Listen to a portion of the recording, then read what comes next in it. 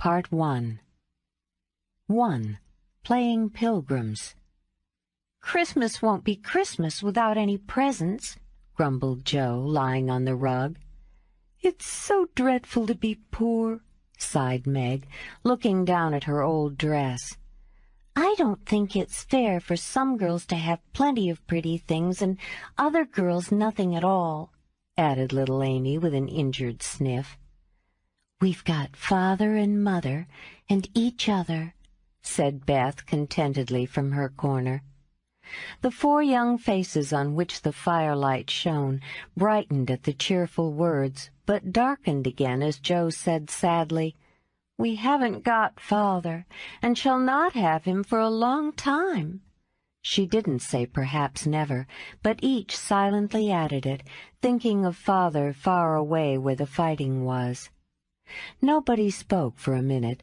Then Meg said in an altered tone, "You know the reason Mother proposed not having any presents this Christmas was because it is going to be a hard winter for everyone, and she thinks we ought not to spend money for pleasure when our men are suffering so in the army. We can't do much, but we can make our little sacrifices, and ought to do it gladly, but I am afraid I don't." And Meg shook her head, and she thought regretfully of all the pretty things she wanted. "But I don't think the little we should spend would do any good. We've each got $1, and the army wouldn't be much helped by our giving that. I agree not to expect anything from Mother or you, but I do want to buy Undine and Sintram for myself. I've wanted it so long," said Joe, who was a bookworm. "I plan to spend mine on new music," said Beth with a little sigh, which no one heard but the hearth-brush and the kettle-holder. "I shall get a nice box of Faber's drawing pencils. I really need them," said Amy decidedly. "Mother didn't say anything about our money, and she won't wish us to give up everything. Let's each buy what we want and have a little fun. I'm sure we work hard enough to earn it," cried Joe, examining the heels of her shoes in a gentlemanly manner. "I know I do, teaching those tiresome children nearly all day when I'm longing to enjoy myself at home," began Meg in the complaining tone again. "You don't have half such a hard time as I do," said Joe. "How would you like to be shut up for hours with a nervous, fussy old lady who keeps you trotting, is never satisfied, and worries you till you're ready to fly out of the window or cry?" "It's naughty to fret, but I do think washing dishes and keeping things tidy is the worst work in the world. It makes me cross, and my hands get so stiff I can't practice well at all." And Beth looked at her rough hands with a sigh that anyone could hear that time. "I don't believe any of you suffer as I do," cried Amy, "for you don't have to go to school with impertinent girls who plague you if you don't know your lessons, and laugh at your dresses, and label your father if he isn't rich, and insult you when your nose isn't nice." "If you mean libel, I'd say so, and not talk about labels as if Papa was a pickle bottle," advised Joe, laughing. "I know what I mean, and you needn't be satirical about it.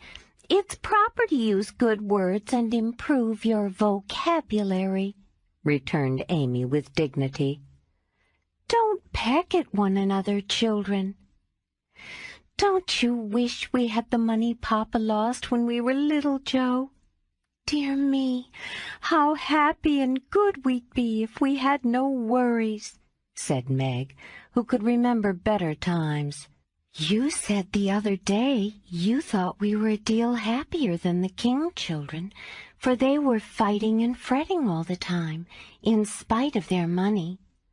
"So I did, Beth.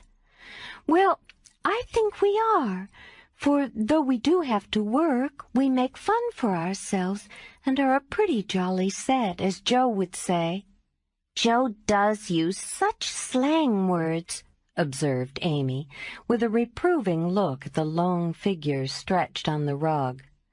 Jo immediately sat up, put her hands in her pockets, and began to whistle. "Don't, Joe. It's so boyish." "That's why I do it." "I detest rude, unladylike girls." "I hate affected, niminy-piminy chits." "Birds in their little nests agree," sang Beth, the peacemaker, with such a funny face that both sharp voices softened to a laugh, and the pecking ended for that time. "Really, girls, you are both to be blamed," said Meg, beginning to lecture in her elder sisterly fashion. "You are old enough to leave off boyish tricks and to behave better, Josephine. It didn't matter so much when you were a little girl, but now you are so tall and turn up your hair, you should remember that you are a young lady." "I'm not, and if turning up my hair makes me one, I'll wear it in 2 tails till I'm 20, cried Jo, pulling off her net and shaking down her chestnut mane. "I hate to think I've got to grow up and be Miss March, and wear long gowns and look as prim as a china aster. It's bad enough to be a girl anyway, when I like boys' games and work and manners. I can't get over my disappointment in not being a boy, and it's worse than ever now, for I'm dying to go and fight with Papa, and I can only stay at home and knit like a poky old woman." And Jo shook the blue army sock till the needles rattled like castanets, and her ball bounded across the room. "Poor Jo! It's too bad, but it can't be helped. So you must try to be contented with making your name boyish and playing brother to us girls," said Beth, stroking the rough head at her knee with a hand that all the dishwashing and dusting in the world could not make ungentle in its touch. "As for you, Amy," continued Meg, "you are altogether too particular and prim. Your airs are funny now, but you'll grow up an affected little goose if you don't take care. I like your nice manners and refined ways of speaking when you don't try to be elegant, but your absurd words are as bad as Joe's slang." "If Joe is a tomboy and Amy a goose, what am I, please?" asked Beth, ready to share the lecture. "You're a dear and nothing else," answered Meg warmly, and no one contradicted her, for the mouse was the pet of the family. As young readers like to know how people look, we will take this moment to give them a little sketch of the 4 sisters who sat knitting away in the twilight, while the December snow fell quietly without, and the fire crackled cheerfully within. It was a comfortable old room, though the carpet was faded and the furniture very plain. For a good picture or two hung on the walls, books filled the recesses, chrysanthemums and Christmas roses bloomed in the windows, and a pleasant atmosphere of home peace pervaded it. Margaret, the eldest of the 4, was 16 and very pretty, being plump and fair, with large eyes, plenty of soft brown hair, a sweet mouth, and white hands, of which she was rather vain. 15-year-old Jo was very tall, thin, and brown, and reminded one of a colt, for she never seemed to know what to do with her long limbs, which were very much in her way. She had a decided mouth, a comical nose, and sharp gray eyes, which appeared to see everything and were by turns fierce, funny, or thoughtful. Her long, thick hair was her one beauty, but it was usually bundled in a net to be out of her way. Round shoulders had Jo, big hands and feet, a fly-away look to her clothes, and the uncomfortable appearance of a girl who was rapidly shooting up into a woman and didn't like it. Elizabeth, or Beth as everyone called her, was a rosy, smooth-haired, bright-eyed girl of 13, with a shy manner, a timid voice, and a peaceful expression which was seldom disturbed. Her father called her Little Tranquillity, and the name suited her excellently, for she seemed to live in a happy world of her own, only venturing out to meet the few whom she trusted and loved. Amy, though the youngest, was a most important person, in her own opinion at least, a regular snow maiden with blue eyes and yellow hair curling on her shoulders, pale and slender, and always carrying herself like a young lady, mindful of her manners. What the characters of the four sisters were, we will leave to be found out. The clock struck 6, and having swept up the hearth, Beth put a pair of slippers down to warm. Somehow the sight of the old shoes had a good effect upon the girls, for Mother was coming, and everyone brightened to welcome her. Meg stopped lecturing and lighted the lamp. Amy got out of the easy-chair without being asked, and Jo forgot how tired she was as she sat up to hold the slippers nearer to the blaze. "They're quite worn out. Marmee must have a new pair." "I thought I'd get her some with my dollar," said Beth. "No, I shall," cried Amy. "I'm the oldest," began Meg, but Jo cut in with a decided, "I'm the man of the family now Papa is away, and I shall provide the slippers, for he told me to take special care of Mother while he was gone." "I'll tell you what we'll do," said Beth. "Let's each get her something for Christmas, and not get anything for ourselves." "That's like you, dear." "What will we get?" exclaimed Jo. Everyone thought soberly for a minute. Then Meg announced, as if the idea was suggested by the sight of her own pretty hands, "I shall give her a nice pair of gloves." "Army shoes, best to be had," cried Jo. "Some handkerchiefs, all hemmed," said Beth. "I'll get a little bottle of cologne. She likes it, and it won't cost much, so I'll have some left to buy my pencils," added Amy. "How will we give the things?" asked Meg. "Put them on the table and bring her in and see her open the bundles. Don't you remember how we used to do on our birthdays?" answered Jo. "I used to be so frightened when it was my turn to sit in the big chair with a crown on and see you all come marching round to give the presents with a kiss. I liked the things and the kisses, but it was dreadful to have you looking at me while I opened the bundles," said Beth, who was toasting her face and the bread for tea at the same time. "Let Marmee think we are getting things for ourselves, and then surprise her. We must go shopping tomorrow afternoon, Meg. There's so much to do about the play for Christmas night," said Jo, marching up and down with her hands behind her back and her nose in the air. "I don't mean to act any more after this time. I'm getting too old for such things," observed Meg, who was as much a child as ever about dressing up frolics. "You won't stop, I know, as long as you can trail round in a white gown with your hair down and wear gold-paper jewelry. You're the best actress we've got, and there'll be an end of everything if you quit the boards," said Jo. "We ought to rehearse tonight. Come here, Amy, and do the fainting scene, for you are as stiff as a poker in that." "I can't help it.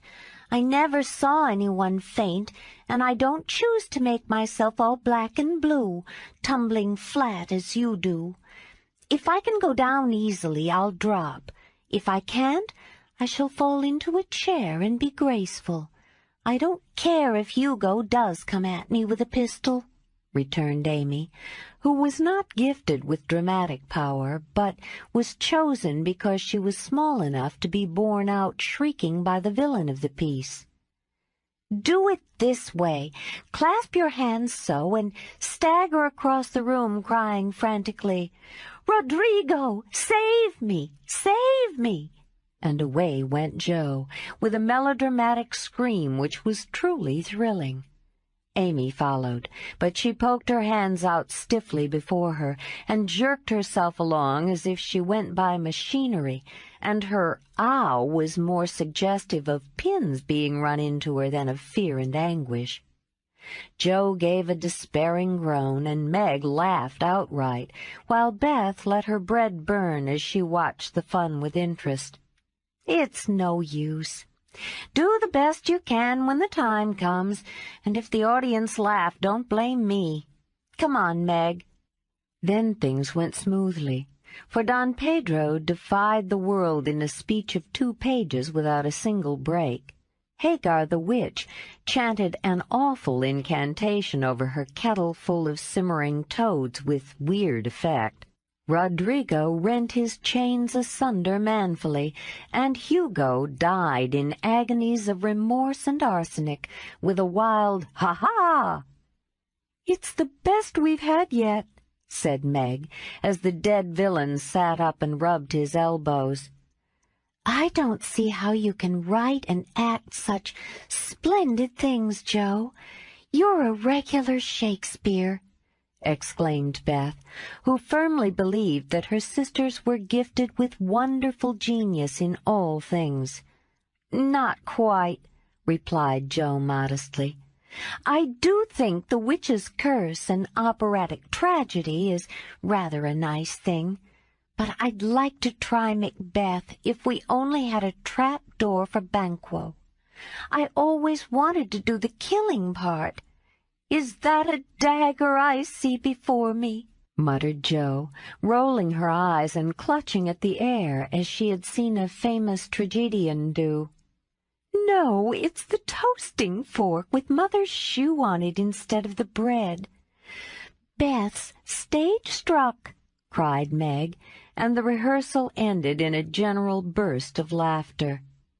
"Glad to find you so merry, my girls," said a cheery voice at the door, and actors and audience turned to welcome a tall, motherly lady with a "can-I-help-you" look about her which was truly delightful. She was not elegantly dressed, but a noble-looking woman, and the girls thought the gray cloak and unfashionable bonnet covered the most splendid mother in the world. "Well, dearies, how have you got on today?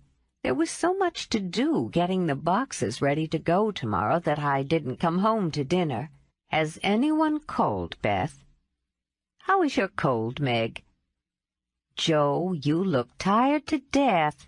Come and kiss me, baby."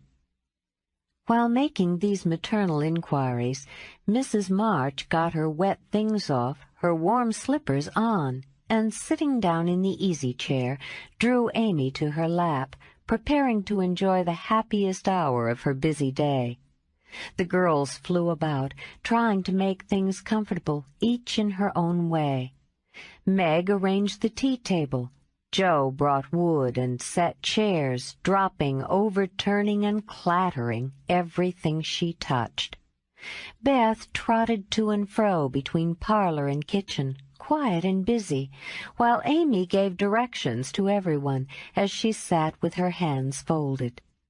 As they gathered about the table, Mrs. March said with a particularly happy face, "I've got a treat for you after supper."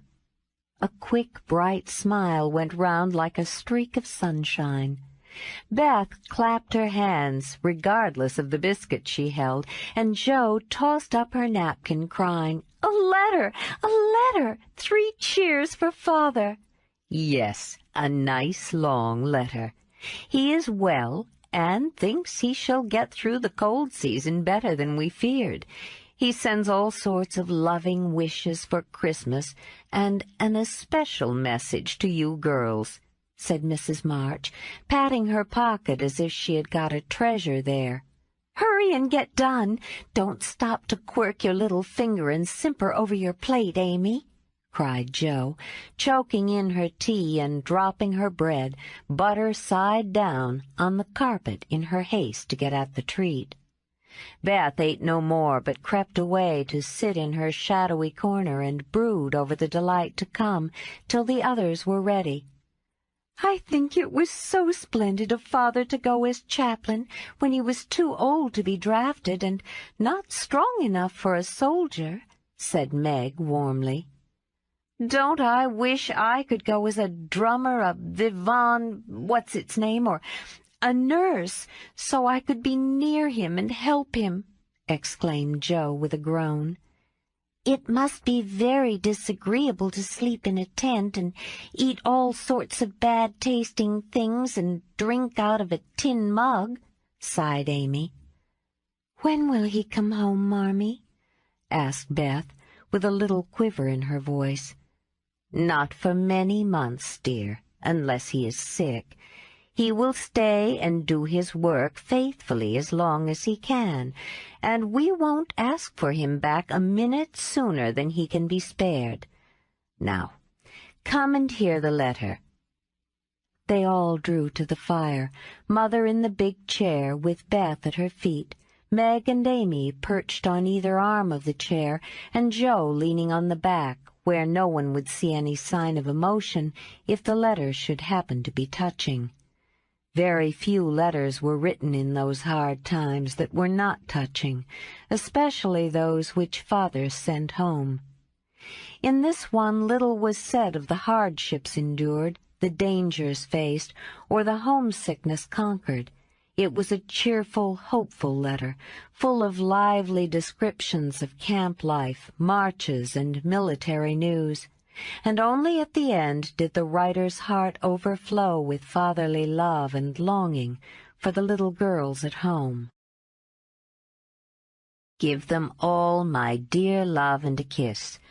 Tell them I think of them by day, pray for them by night, and find my best comfort in their affection at all times. A year seems very long to wait before I see them, but remind them that while we wait we may all work, so that these hard days need not be wasted.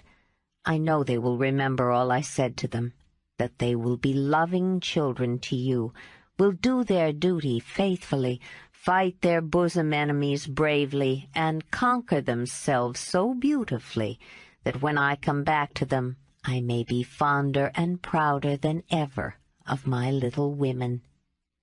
Everybody sniffed when they came to that part. Joe wasn't ashamed of the great tear that dropped off the end of her nose, and Amy never minded the rumpling of her curls as she hid her face on her mother's shoulder and sobbed out, "I am a selfish girl, but I'll truly try to be better so he mayn't be disappointed in me by and by." "We all will," cried Meg. "I think too much of my looks and hate to work, but won't any more if I can help it. I'll try and be what he loves to call me, a little woman, and not be rough and wild, but do my duty here instead of wanting to be somewhere else," said Joe, thinking that keeping her temper at home was a much harder task than facing a rebel or two down south.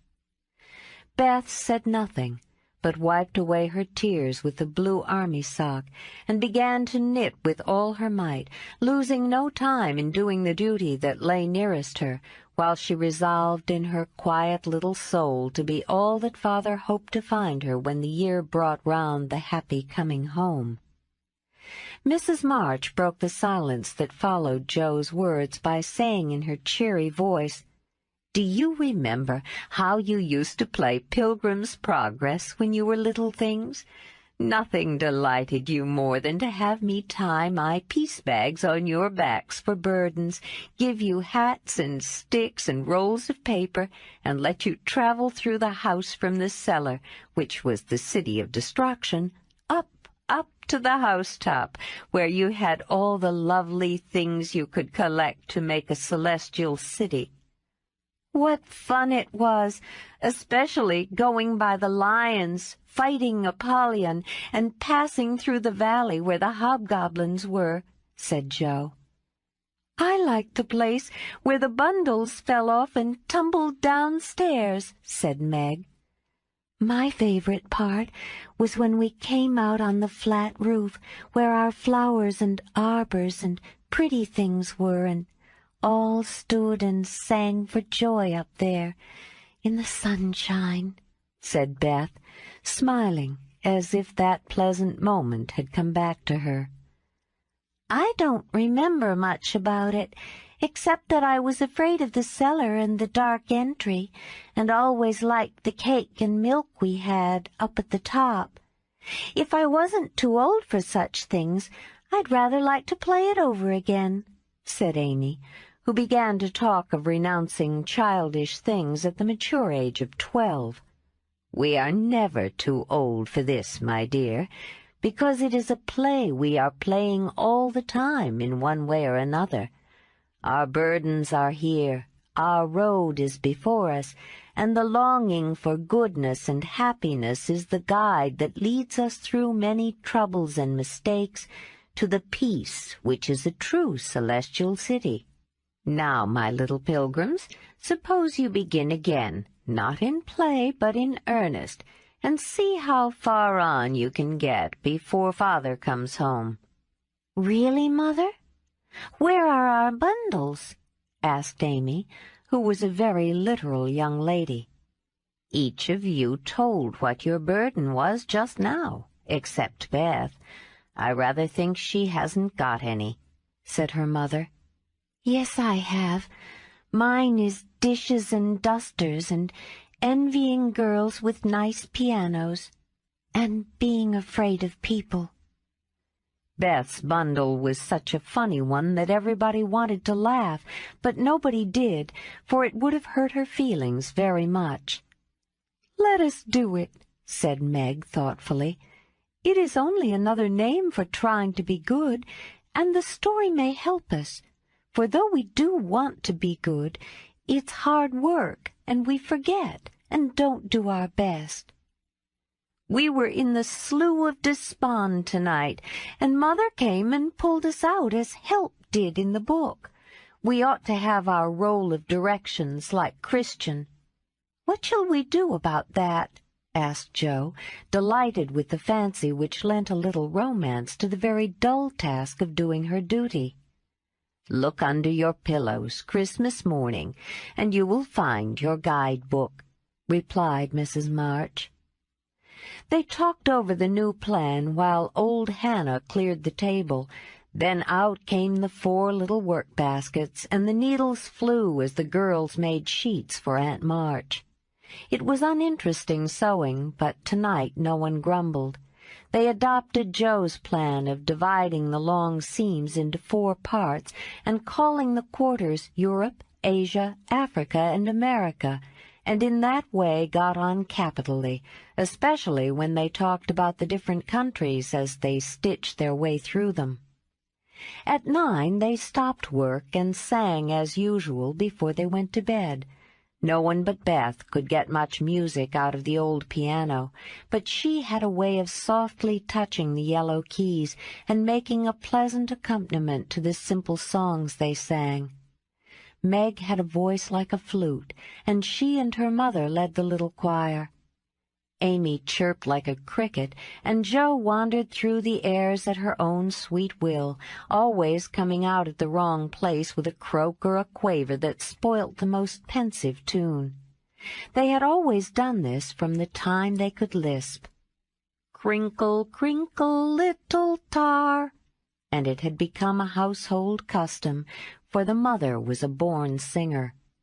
The first sound in the morning was her voice as she went about the house, singing like a lark, and the last sound at night was the same cheery sound, for the girls never grew too old for that familiar lullaby.